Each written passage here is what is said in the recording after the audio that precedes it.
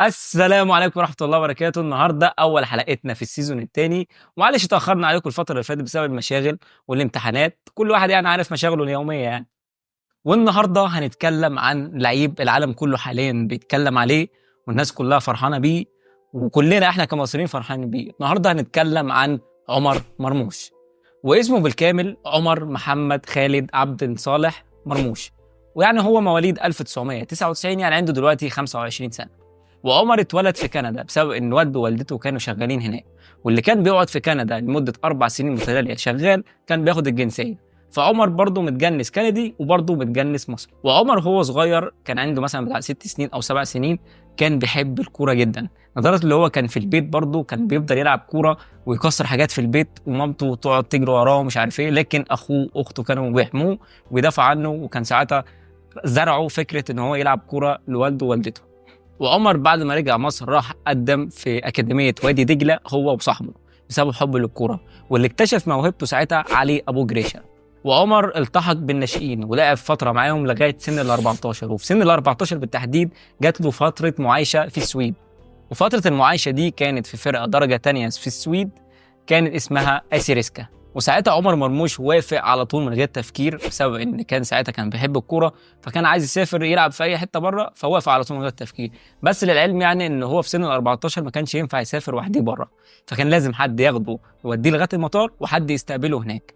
وصل عمر مرموش للاوتيل اللي كان هيقعد فيه في السويد، واول ما دخل الاوضه وقفل الباب بص حواليه ما لقيش اهله ولا حد من صحابه، وقعد زعل ساعتها وكلم والده وقال له انا عايز ارجع مصر. بس والده اقنعه ساعتها اللي هو اللي طالما راح هناك لازم يكمل ولازم يعدي بالظروف دي. وهنا اكتشفنا نقطة مهمة، ان الغربة صعبة في مرحلة شبابك. فانا اخدت بالي الفترة دي ان في شباب كتير عايز يسافر ويسيب مصر، فانا عايز اقول لكم كلمتين يعني، خليكم على رأيكم وانا وراكم في ظهركم.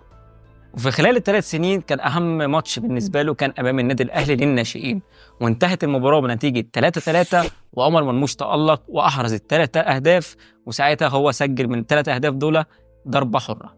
وصعد عمر مرموش للفريق الأول، واللي صعده ساعتها كان بادريس كارتيرون. لو تفتكروا معايا بادريس كارتيرون كان ماسك النادي الأهلي وبعديها ماسك الزمالك.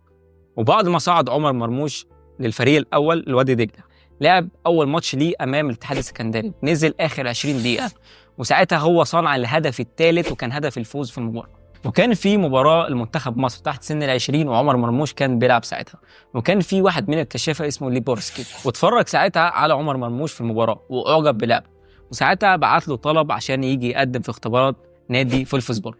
وراح عمر 3 أيام عشان يقدم في اختبارات فولفسبورج، وعلى حظه كان في ال3 أيام دول كان في مباراة ودية، فالمدرب ساعتها نزله بالحب عشان يلعبه عشان يتفرج على قدراته، فأعجب باللاعب، وساعتها قال له انت معايا في الفرقة، ومضى معاه عقد. هنبدأ دلوقتي مسيرة عمر مع نادي فولفسبورج، والنادي قال له ساعتها انه هيلعب اول سنة مع الناشئين، والسنة اللي بعديها على طول هيطلع فريق الاول.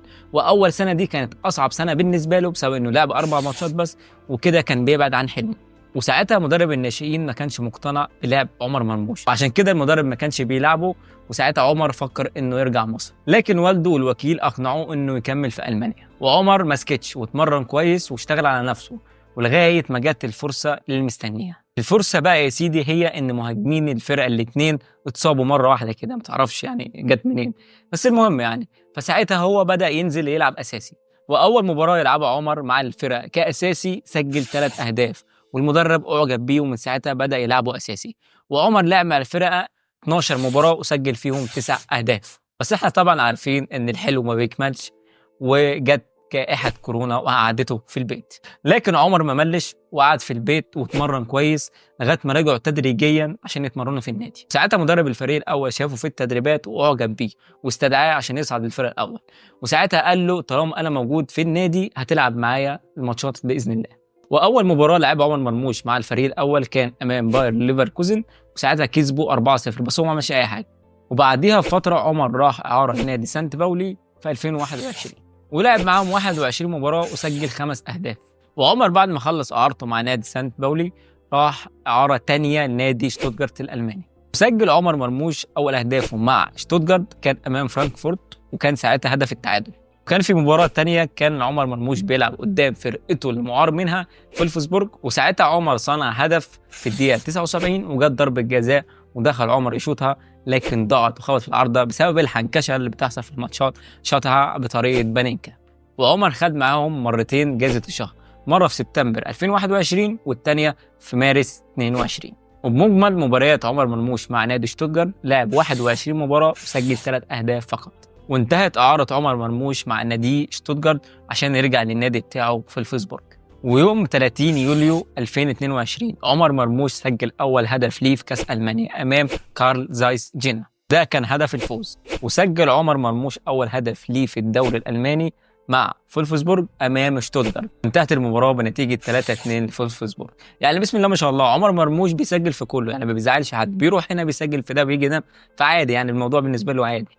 وفي بدايه سنه 23 عمر سجل هدف امام هرتا برلين، وساعتها انتهت المباراه بنتيجه 5-0. وانهى عمر الموسم ب6 اهداف في 36 مباراه. وفي 15 مايو 23 فرانكفورت قدمت عرض لضم عمر مرموش بصفقة انتقال حر، ساعتها هو وافق عشان يروح يلعب مع فرانكفورت ولبس ساعتها رقم 7. دلوقتي هنبدأ مسيرة عمر مع فرانكفورت. في 13 أغسطس عمر مرموش سجل أول هدف مع فرانكفورت أمام FC لوكوموتيف لايبزيج، وساعتها انتهت المباراة بنتيجة 7-0. والمباراة دي كانت في كأس ألمانيا. وفي مباراة أمام ماينز عمر مرموش سجل هدف التعادل في الدوري الألماني، انتهت المباراة بنتيجة 1-1. وسجل عمر مرموش أول هدف ليه في الدوري الأوروبي أمام أبردين الاسكتلندي، وانتهت المباراه بنتيجه 2-1. وفي الموسم ده كان من احسن مباريات عمر مرموش كانت امام بروسيا دورتموند، وانتهت بنتيجه 3-3، وعمر ساعتها سجل هدفين. برضه كان في مباراه ثانيه ادى فيها كويس وكانت امام بايرن ميونخ، وانتهت بنتيجه 5-1 وعمر سجل هدف ساعتها. وانهى عمر مرموش الموسم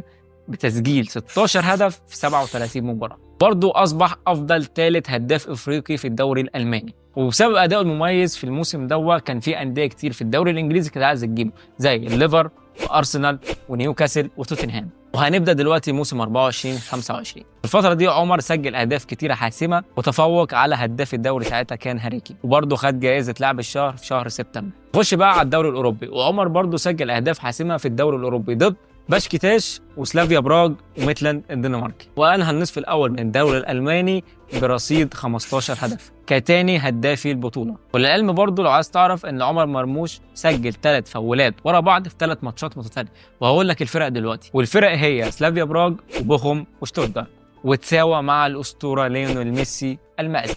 وبعد تألق عمر مرموش قدمت أندية كتير عشان تشتري عمر مرموش، بس اللي عارف ياخد عمر مرموش هي مانشستر سيتي. السيتي دفعت 59 مليون جنيه استرليني اللي هي باليورو 70 مليون يورو. وكده خلصنا مسيرة عمر مرموش من ساعة ما بدأ لغاية ما راح السيتي.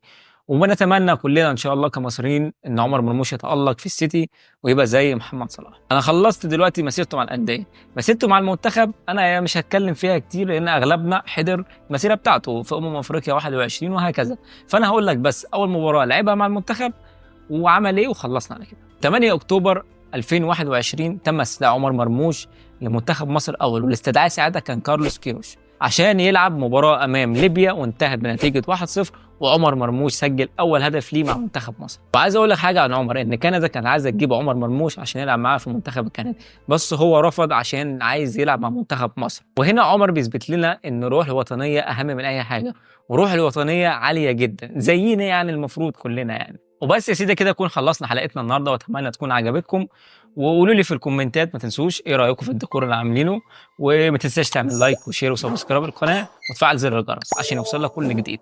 يلا يا سلام، سلام عليكم.